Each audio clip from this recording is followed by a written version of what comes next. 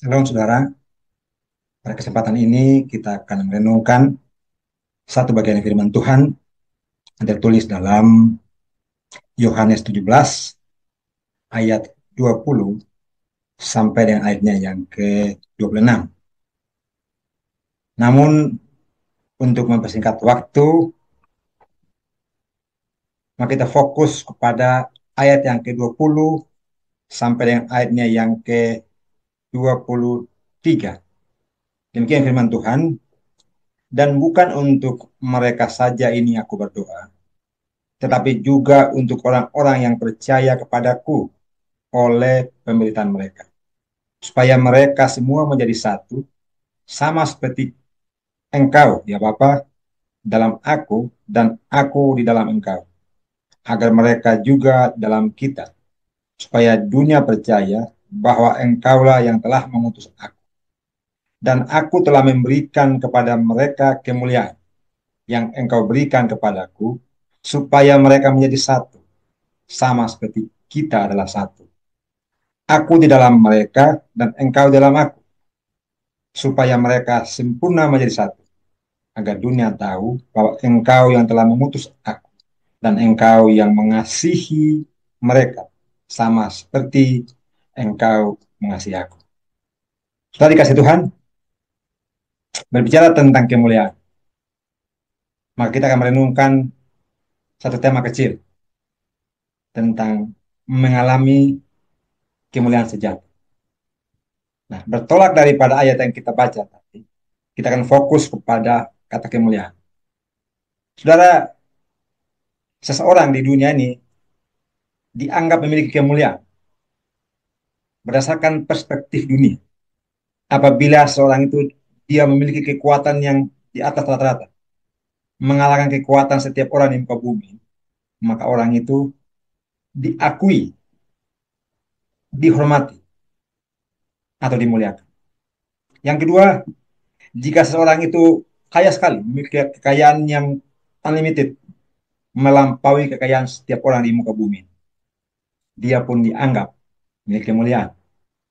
Atau orang yang pintar sekali, memiliki pengetahuan yang sangat tinggi, mengalahkan setiap pengetahuan atau kepintaran orang lain, dia pun dianggap memiliki kemuliaan. Atau orang yang memiliki kuasa yang tak terbatas, sehingga kekuasaan itu dia memperoleh kemuliaan, oleh karena dia memiliki kekuasaan yang tak mungkin dimiliki orang lain. Atau yang terakhir, orang yang mulia menurut dunia itu, kalau orang itu mau orang yang adalah memiliki kecakapan, kegantengan atau kecantikan yang melampaui kegantengan atau kecantikan rata-rata orang di dunia. Nah, pada bagian terakhir inilah yang membuat saat ini banyak orang yang berbondong-bondong ingin memperoleh kemuliaan dunia. Ingin ganteng, ingin cantik, ingin kuat, ingin kaya, ingin pintar, dan ingin berkuasa. Nah, saudara, dari bagian firman Tuhan ini, kita dapat memahami bahwa kata mulia atau gloria dalam bahasa Inggris itu dari kata kavod dalam bahasa Ibrani atau doxa dalam bahasa Yunani. Itu berarti tentang suatu keagungan, kehormatan atau kemegahan. Dan kemuliaan adalah sebuah atribut yang hanya dimiliki oleh Allah. Kemuliaan, penghormatan, keagungan, dan kemuliaan itu sesungguhnya hanya dapat diasosiasikan kepada Sang Pencipta. Dengan demikian, maka ciptaan tak mungkin memiliki kemuliaan yang sejati itu. Hanya Allah yang memiliki kemuliaan itu. Nah, dalam Alkitab, kemuliaan digambarkan sebagai kemuliaan yang melekat pada diri Allah. Dan kemuliaan itu yang dia berikan kepada manusia melalui pengutusan anaknya yang tunggal, itu Yesus Kristus, untuk datang mati di kayu salib, menanggung dosa-dosa kita. Akibatnya itu, bagi yang percaya kepada pengorbanan Kristus itu, akan menerima atau mengalami kemuliaan itu. Nah, saudara dikasih Tuhan, dari bagian firman Tuhan tadi, kita boleh melihat beberapa fase bagaimana kemuliaan itu terjadi berdasarkan doa Tuhan Yesus yang diungkapkan dalam bagian ini. Yang pertama adalah bahwa kemuliaan itu yang dimiliki oleh Kristus pada saat dia inkarnasi adalah kemuliaan yang datang dari Bapa. Jadi Yesus memohon kepada Bapa agar memberikan kemuliaan yang sama seperti telah dia miliki sebelum dulu dijadikan. Artinya bahwa Kristus telah memiliki kemuliaan dan kekekalan. Tetapi ketika dia ada di dunia ini, kemuliaan itu menjadi terbatas. Dalam Filipi 2 ayat 6 sampai yang ke-8 jelaskan bahwa dia meninggalkan kemuliaannya, mengosongkan dirinya, menambahkan natur kemanusiaan sehingga dia menjadi terbatas dalam aspek kemuliaan. Nah, itulah yang dia minta. Lalu kenapa dia meminta kemuliaan itu pada saat dia berdoa dalam ayat 17 ini? Permohonan kemuliaan ini bertujuan untuk menyatakan kemuliaannya melalui pengorbanan. Nah, fase kedua adalah kemuliaan Yesus Kristus itu diberikan kepada murid-muridnya, kepada kita yang percaya. Pada ayat yang ke-22 sampai ayat 23. Di situ Yesus memohon kemuliaan yang sama untuk diberikan kepada orang percaya. Sehingga kita dapat menjadi satu dengan dia, sebagaimana dia satu dengan Bapa. Saudara, ini adalah sebuah harta prerogatif yang tak mungkin dimiliki oleh orang-orang di luar Kristus. Hanya orang percaya pada Kristus yang memiliki kemuliaan itu. Itulah sebabnya, maka pada ayatnya 22 dan 23 pun dijelaskan bahwa kemuliaan itu menghasilkan kesatuan. Jadi ketika kemuliaan diberikan kepada orang percaya, itu akan menghasilkan kesatuan antara mereka. Siapakah mereka? Setiap orang percaya yang beriman kepada Kristus. Baik orang-orang dalam perjanjian lama, orang pada saat Yesus hadir dalam perjanjian baru, sampai kita hari ini. Kita menjadi satu dalam tubuh Kristus. Tanpa membedakan suku bangsa, bahasa, budaya. Dalam kesatuan itu, mewujudkan kemuliaan Allah. Dan yang keempat adalah kemuliaan yang Kristus mohonkan kepada Bapa. Itu dimaksudkan agar setiap orang yang percaya kepadanya memiliki pengenalan terhadap Allah yang sejati. Jadi kemuliaan diberikan kepada murid-murid, pada kita orang percaya ini, agar kita dapat mengenal Allah melalui Yesus Kristus. Lalu dikasih Tuhan, apa tujuan Yesus Kristus berdoa memohon kemuliaan bagi dirinya sendiri, lalu dia memberikan kepada kita orang yang percaya kepada. Kristus memohonkan kemuliaannya agar dia dapat memulai memuliakan Bapa melalui karya pengorbanan di kayu salib yang telah ditetapkan Bapa bagi untuk diselesaikan.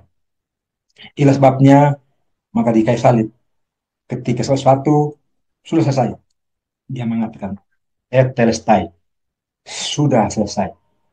Pada saat kalimat itu muncul, saat itulah kemuliaan Allah dinyatakan bahwa Kristus telah menunaikan tugas pengutusannya dari manusia untuk datang mati bagi kita, sehingga kita yang tadi bermusuhan dengan Allah dimungkinkan untuk bersekutu dan bersatu kembali dengan Bapa. Yang kedua, tujuan Yesus memohon kemuliaan bagi dirinya adalah agar dia dapat memberikan kemuliaan itu kepada kita yang percaya. Kita lihat dalam ayat yang ke-22 sampai 24. Jadi ketika Kristus memohonkan kemuliaan itu, bertujuan agar dia memulai tugas panggilannya menyelesaikan karya penebusan untuk menderita di kayu salib. Dan setelah itu, bagi setiap orang percaya kepadanya akan memiliki kemuliaan itu. Dan melalui kemuliaan itu, menyaksikan karya Allah yang besar bagi dunia ini.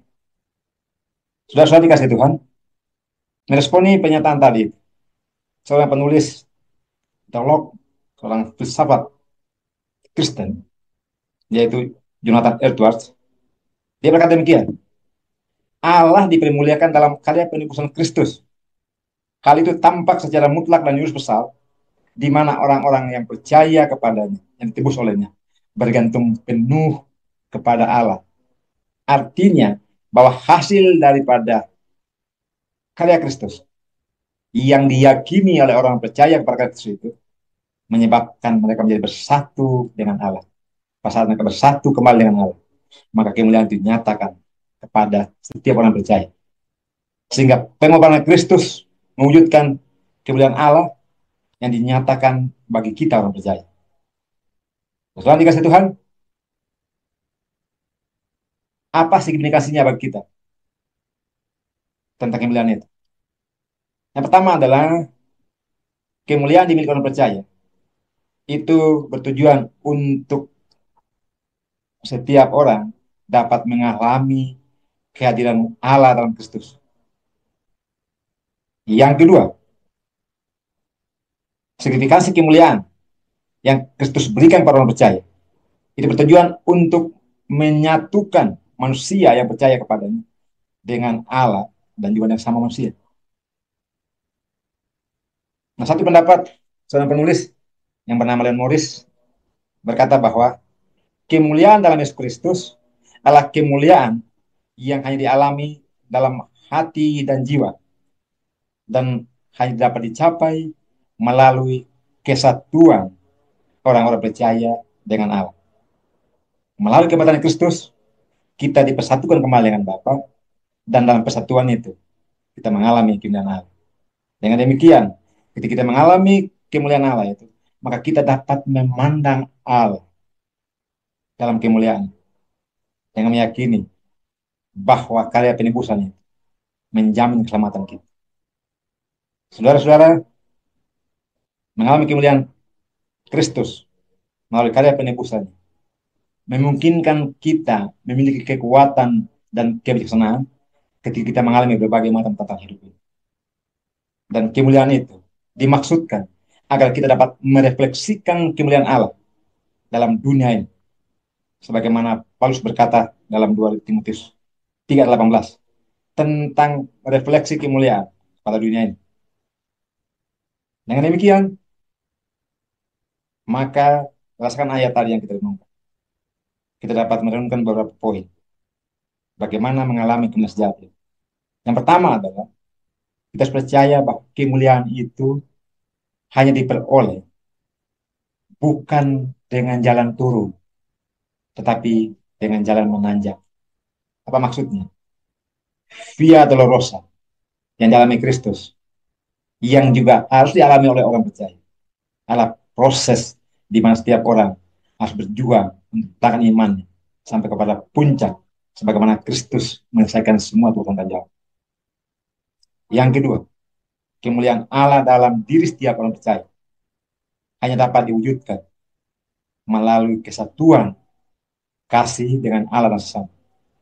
Dan yang ketiga, terakhir, bicara tentang bahwa kemuliaan yang diberikan Allah kepada kita dalam Yesus Kristus itu dimaksudkan agar kita memiliki kemampuan dan kerelaan untuk menaklukkan diri kepada kuasa Allah dan mampu menyatakan Yesus Kristus walaupun kita mengalami berbagai macam tantangan hidup ini, berbagai macam penolakan. Dengan kemuliaan yang kita miliki dalam iman yang kita yakini, maka ketika kita memberitakan Injil tentang karya penebusan Kristus, pada saat itu kita sedang mengalami, menyatakan kemuliaan Allah bagi dunia. Kiranya Tuhan menyatakan kemuliaannya dalam kehidupan kita setiap hari, saat ini, besok, sampai selama-lamanya. Amin.